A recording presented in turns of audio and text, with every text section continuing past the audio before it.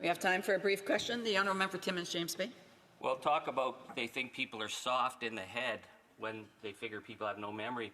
When Tony Clement stole $50 million of border security money to buy gazebos in his riding, left us open to handguns coming in. When Stephen Harper cut 1,100 CBSA positions to allow handguns in. When he cut the crime prevention programs under Stephen Harper. This party has manipulated and falsified information to scare people while they supported criminals and while Tony Clement was taking money that should have protected people to buy fake boats and create fake lakes all across Muskoka. And hey, he didn't even get re-elected.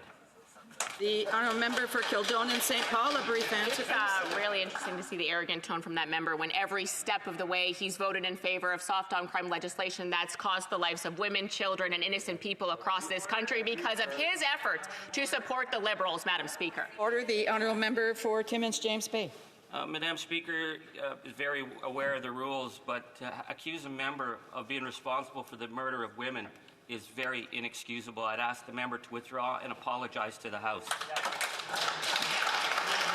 The honourable member knows full well that she's not to attack individual members personally. I would ask her to withdraw and apologize. Madam Speaker, it's difficult to apologize I to have something another that is true. He's voted in favour, Madam.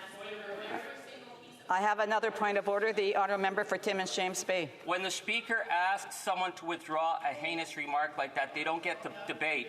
She either withdraws and apologizes or you do not recognize her. Again, I would ask, I have another point of order. The honourable member for North Okanagan-Shuswap. Thank you, Madam Speaker. I believe if you check the records, you'll find that the member from Kildonan, I believe it's Kildonan St. Paul, said that the member voted for legislation that caused. She didn't say that he caused. I believe you need to check the record on this. Thank you. One more point of order. The honourable member for Victoria.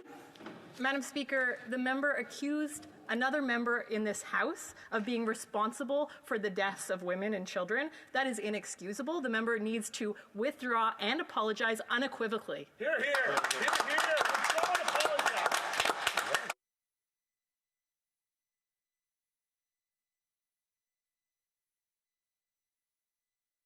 The Liberals and the NDP leading a bill that led to the murder of women and children. I'm sorry, I have another point of order. The Honourable Parliamentary Secretary. Madam Speaker, and I sat here listening to this and I clearly heard the member talking about how the honourable member from the New Democratic Party was responsible for the death of women, and that is something that absolutely needs to be withdrawn. It's unacceptable. So I will allow two more points of order, and but at the end of the day, given the information that's going back and forth about what was exactly said, I will take the time to review the tape and come back to the members as back to the House. The honourable member for Timmins James Bay, another point of order, and then I'll. Thank you, Madam Speaker. This is a classic case of if people shout enough, then the quorum gets interrupted. The ruling was you asked to withdraw, not to debate. So under Standing Order 18, under House Procedure and Practices 13, you asked to withdraw. Now you're saying it's okay not to withdraw if we debate it. So I ask you to go back and check the answer to what you said. You asked to withdraw. I'm sorry, the honourable mic's been cut off unexpectedly. You asked for withdrawal, so you can't then decide later to say, oh, we'll allow this to debate. You asked for withdrawal, she's refused. Okay.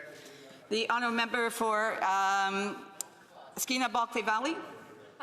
On the similar point of order, Madam Speaker, my point is around the procedure.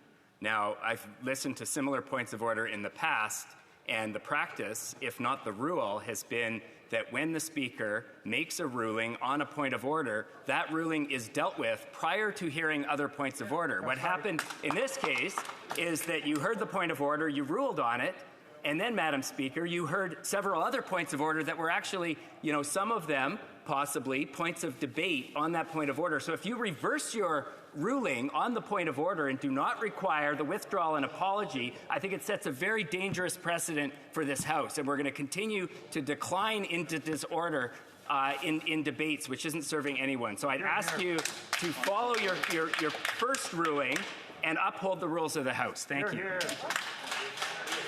One more point of order, the honourable Battle River Crowfoot.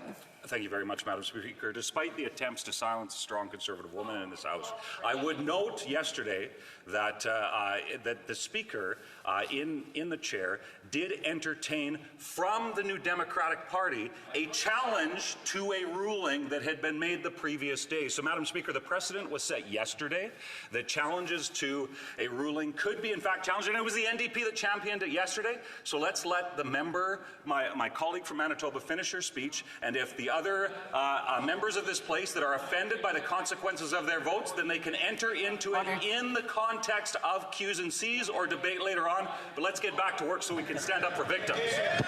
Again, I just want to indicate that, given the points of order that have been raised, I took the honourable member's word because I didn't quite hear what the honourable member had indicated. I will go review the video and come back, given the points of orders that have been raised, and we'll come back to the House and advise the members what has transpired from that video. I hope this is good. I still have people rising on a point of order. The honourable member for New Westminster Burnaby. Thank you, Madam Speaker. You are given the authority to ensure order in this House. The comments that were reprehensible by the member from Culloden St. Paul require that she withdraw and apologize, and I hope you will stay with that ruling. It is a clear violation of Standing Order 18. As I indicated, I will review the tape and will come back to the House either way. The honourable member for Timmins James Bay. Thank you. No, I'm in respect for the House, I want to understand so that if the Speaker asks someone to withdraw, but if enough members of her party cause mayhem in the House, then she doesn't have to withdraw. So if that's the case, then we understand the rules of the House. So that's the ruling that we are working with under. I appreciate the honourable member. As I indicated, I will, given the additional points of orders that have been made on this issue, I will endeavour to get the exact wording that was said during the. I will come back to the House shortly. We're looking into it right now. The honourable member was finishing up her response. And I would just ask members to please be judicial in everything that they say. The honourable member for Kildonan St. Paul has just maybe 20 seconds to finish. Thank you, Madam Speaker. I'd like to end my remarks commemorating Carolina Hubner-Muckarat, who was shot by a man out on bail in Leslieville, Toronto. There are many, many, many women who have been killed by people out on bail, Madam Speaker. That member voted for softer bail legislation. That's on him. If he's not comfortable with it, then maybe he should do something about it and stop supporting the Liberal government.